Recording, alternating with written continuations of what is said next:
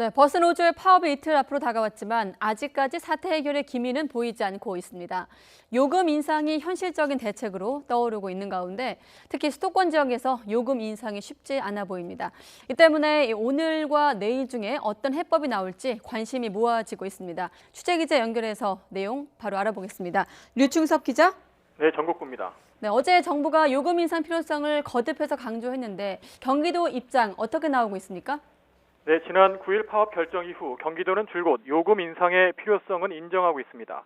수도권 지역은 4년 주기로 요금을 인상해왔고 최근 물가나 버스 업계의 경영 상황 등을 고려할 때 200원 정도 요금 인상이 불가피하다는 겁니다.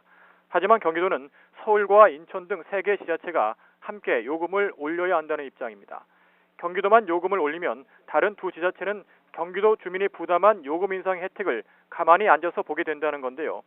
이는 무엇보다 요금 인상에 따른 주민들의 부담 가중과 거부감이 크기 때문인데 여론을 고려해야 할 지자체로서는 이를 무시할 수 없는 상황입니다. 경기도는 또 정부가 추진한 52시간 근로제도 이번 사태에 큰 영향을 준 만큼 정부의 재정 지원이 필요하고 정부가 적극적으로 나서야 한다는 입장입니다. 파업을 예고한 경기도 버스노조는 오늘 도의회 더불어민주당 대표단과 간담회를 열고 의견을 전달했습니다.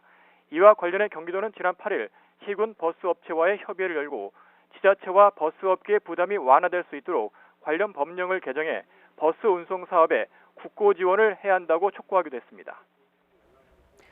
네, 넓게 보면 같은 수도권이지만 서울시 의견은 좀 다른 것 같아요. 네, 그렇습니다. 서울시는 시민의 발인 시내버스가 멈추는 일은 없도록 끝까지 최선을 다하겠다고 밝히면서도 버스 요금 인상 가능성에 대해선 선을 긋습니다. 서울시 김희승 대변인은 오늘 정례 브리핑에서 준공영제나 52시간제에 서울시는 선도적으로 대비해왔고 근로조건이나 처우도 전국 최고 수준이라고 말했습니다. 이어 근로조건 향상과 시민부담 최소화 원칙에 따라 내일 있을 지방노동위원회의 2차 조정을 통해 원만하게 노사 간 합의가 이뤄질 수 있도록 할 것이라고 강조했습니다. 또 이런 노력에도 혹시 있을 파업에 대비해 지하철 증편과 운행시간 연장, 택시 부재 해제 등 비상수송 대책도 준비하고 있다고 밝혔습니다.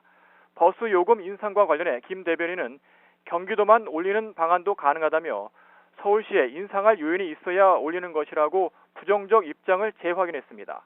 서울시는 요금의 즉시 인상보다 경기도가 올린 요금의 환승 할인액을 사후에 정산하는 방법을 검토하는 것으로 알려졌습니다.